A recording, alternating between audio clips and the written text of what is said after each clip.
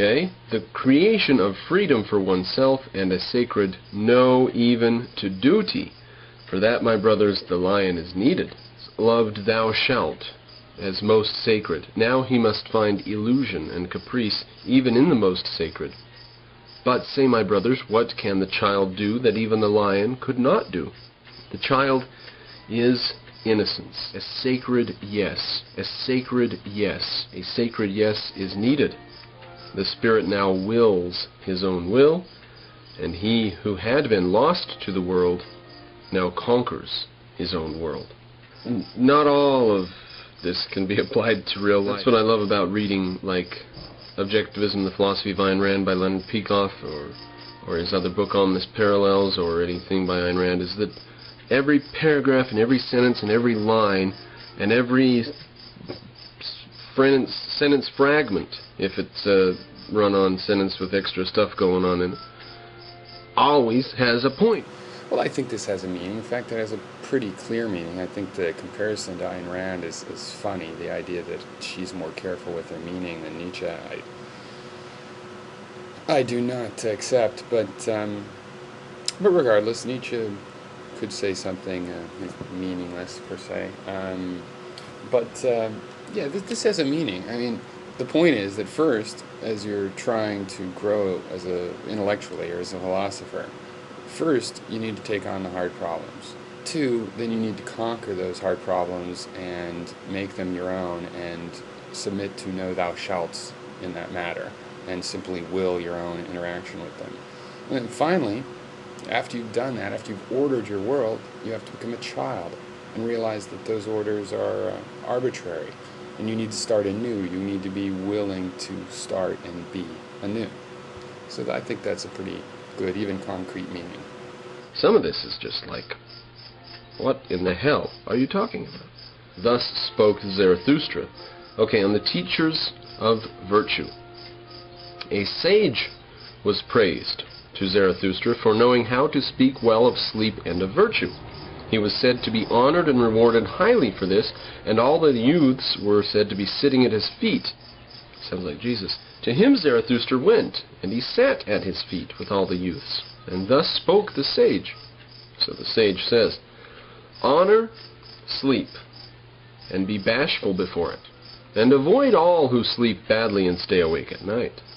Sleeping is no mean art. For its sake one must stay awake all day.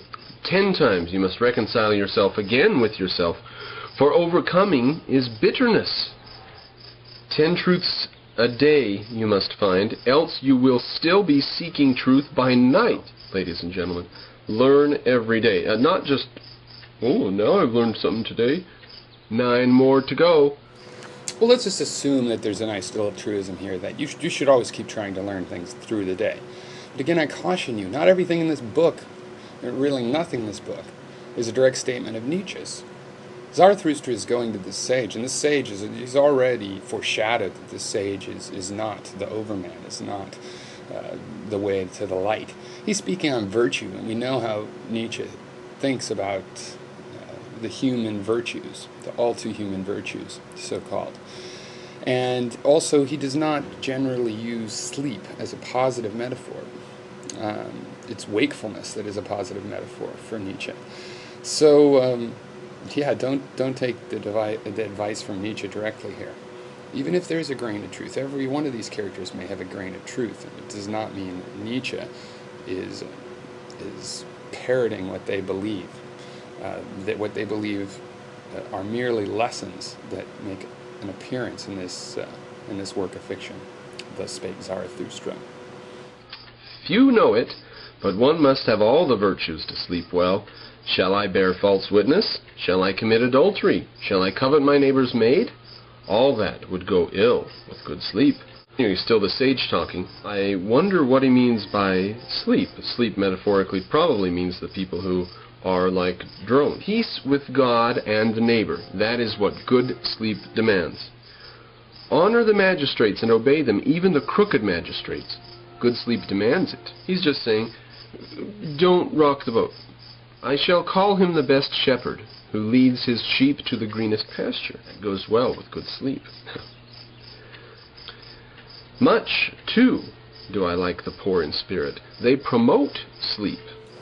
Okay, so I think that makes it pretty clear. What we have here is Nietzsche telling us the kind of thing that passes for wisdom among the preachers of virtue. It's really an ulterior motive, just to get a single night's rest. All the animalistic concerns of humans. We just want to settle those down. If we have to go along to get along, or whatever we have to do, as long as it creates better sleep, that's what we're going for. And I think Nietzsche's idea here is that a lot of people live in a weak enough condition that that's really all they can hope for. But obviously that's not what Nietzsche is going to, or Zarathustra is going to recommend or do themselves. So this is really a series of subtle insults, and it's meant to be subtle in that sleep is a good thing. We all want a good sleep, and so that is supposed to confuse us as to what he's really advising.